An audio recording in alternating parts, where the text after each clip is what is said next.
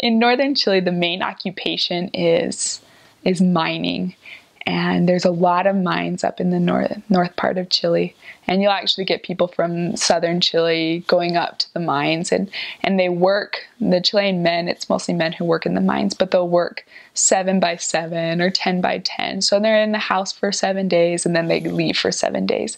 And that makes teaching really hard sometimes, because especially for the elders, since the husband's only there 1 week and then the next week they're not there.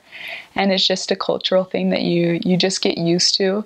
It's hard sometimes because you'll be in these little wards and the bishop's only there every other week, or they have 4 by 4, which means that the bishop's not there for an entire month, and then they are there for the next month, and it's really hard. It's hard on the priesthood up there in Chile, in the northern part especially, and it's hard to teach them, and sometimes they have crazy schedules where they work only at nights, and so they're really tired during the day and they can't go to church, and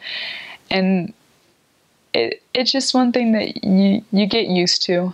A lot of times in the mines, they're not exactly the most virtuous, lovely places in the world too, and so it's really hard. I had one investigator that worked in the mine a lot. They make really good money in the mines, which is why a lot of people do them, but it was really hard for him to quit smoking.